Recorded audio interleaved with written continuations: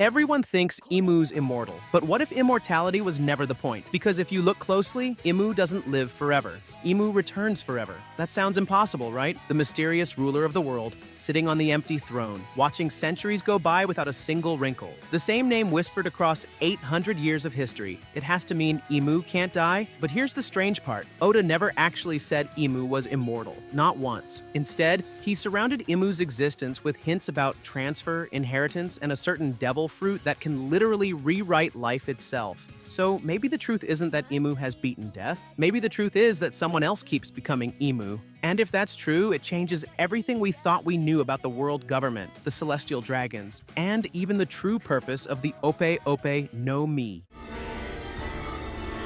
Most One Piece fans believe Imu's power comes from something unnatural. We've all heard the same guesses. Maybe it's a mythical Zoan, maybe it's a devil fruit that stops aging, or maybe it's just straight-up immortality from the Ope Ope no Mi. And it makes sense, because Oda himself hyped that fruit as one of the most broken powers in the series. The ability to give someone eternal life in exchange for the user's own. That alone sounds like it could explain why Imu's still around after centuries, right? But there's a small problem with that idea. If Imu really got eternal life, why is there no trace of the original Ope Ope user's sacrifice in any records? No tomb, no name, not even a rumor from the Void Century that someone pulled off the surgery of legend. And more than that, look at how Oda frames immortality. Every eternal thing in One Piece comes with a catch. Toki's time jumps don't grant her youth. Brook's revival left him with just a soul. Even Kaido's near immortality is actually just an unkillable body, not true eternal life. So if Imu was just granted eternal life, why does it feel different? Why does Imu's presence seem less like a single person living forever, and more like a role that's being passed down, generation after generation, behind the same shadowy throne? Maybe that's the point. Maybe we've all been asking the wrong question. Instead of, how did Imu become immortal? We should be asking, how does Imu keep coming back? So here's where the whole idea flips. What if Imu isn't immortal at all? What if Imu is inherited, like a will that never dies, but simply moves on to a new body every century? Think about how that would actually fit the story. The Ope Ope no Mi's eternal life surgery doesn't have to mean physical immortality. The name itself is vague. Eternal life, not eternal body. It could easily refer to preserving someone's mind, memories, or will, and then transferring it into another person through the surgery. That would make the Ope Ope no Mi less about never dying, and more about making sure someone never disappears. And suddenly, Imu's mysterious existence makes perfect sense. No one's ever seen their face clearly. No one knows their voice, their gender, or even their age. Why? Because there isn't one Imu. There have been many Imus, each one carrying the mind and will of the last. Imagine it like a secret ritual that happens every few generations within the Holy Land. A chosen host, someone loyal, someone pure, receives the mind of Imu. Their own consciousness fades, and the previous Imu's will takes over. To the outside world, it still looks like the same ruler who's lived since the Void Century. That's why even the Gorosei, who've lived for centuries themselves, still kneel. Not because Imu is undying, but because the same will has ruled for over 800 years straight. And that fits the entire theme of One Piece. It's not just about bloodlines. It's about wills being passed on. Joy Boy's will, Roger's will, Luffy's will, and Imu might just be the dark mirror of that same idea. Now, let's talk about the evidence that makes this theory actually believable. Because a theory without canon hooks is just speculation, and Oda is never careless with details. First, the Ope Ope no Mi itself. We all know Law's fruit can perform the perennial youth operation, giving someone eternal life in exchange for the user's own. But notice the language Oda uses in the manga. It's never about extending the same life. It's about transferring life, or at least something essential about the user. That subtle difference is huge. It's literally the perfect tool for a consciousness transfer, a way for Imu's mind to live on through new hosts. The Japanese phrasing around the Ope Ope no Mi's eternal life technique. Most translations say eternal life, but the original words literally mean giving continuous life, not living forever in the same body. That's a huge distinction. It implies the user's mind or will can persist, even if the body changes. Exactly what this inheritance theory predicts. Another detail fans often miss, the timing of the Ope Ope no Mi's known users. It appears in the story at intervals that line up with Imu's presence. suggesting cycles of transfer.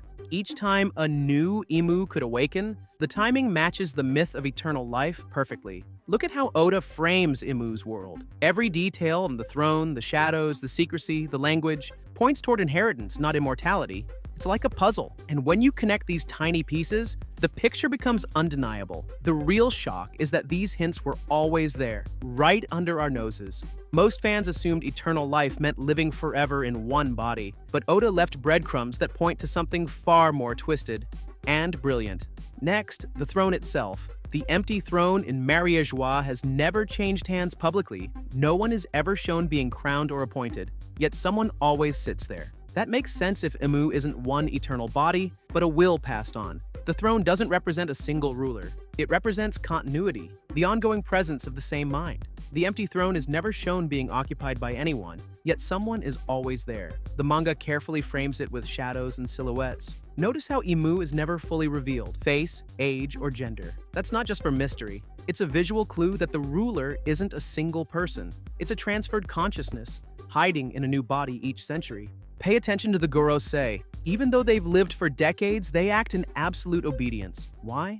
Not because of fear of a person, but fear of the will that the empty throne represents. It's subtle but consistent. The Gorosei respect continuity, not immortality. Then there's timing. Imu appears in the manga around the 800-year mark since the Void Century. That coincides with the cycle of the Ope Ope no Mi's eternal life operation. Every 100 years, a new host could take over, keeping the illusion of immortality intact. And finally, subtle visual hints. Notice how Imu is always surrounded by shadows, hooded figures, and their identity is obscured. Oda does this for a reason. The goal isn't mystery for the sake of mystery, it's to hide the host swap. When you put all of this together, it starts to feel undeniable. Imu isn't cheating death. Imu is a legacy, a consciousness inherited through a forbidden devil fruit ritual. And that completely flips the way we understand the world government and the celestial dragons.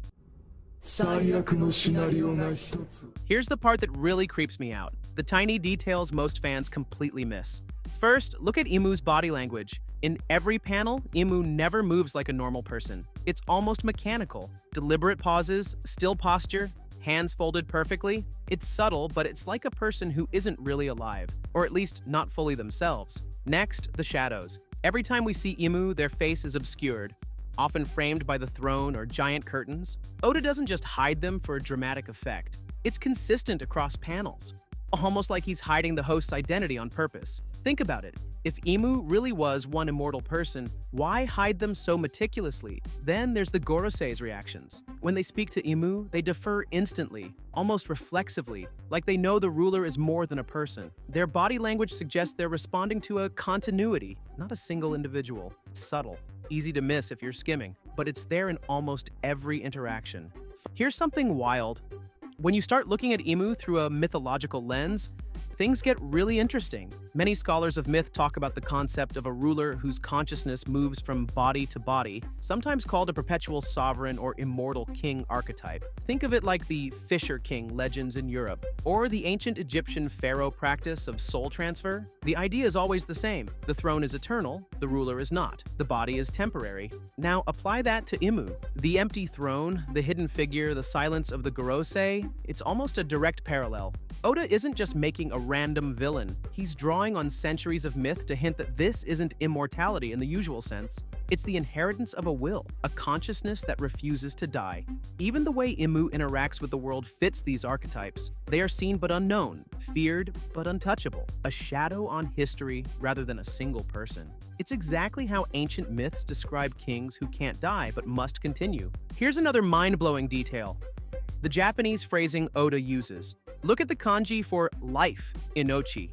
It can mean both physical life and essence, spirit or will. Combine that with words like eizoku, meaning continuation or persistence, and suddenly it's clear. The immortality everyone assumes is actually a mind or will passing on. There's also the dialogue of the Gorosei. They never say, Imu cannot die. They describe Imu as continuing or ever-present. Those tiny linguistic cues are almost invisible to casual readers, but they perfectly reinforce the inheritance theory. Even the way Oda frames tense, perspective, and repetition across panels, the language subtly tells the reader, this isn't one body, this is one will.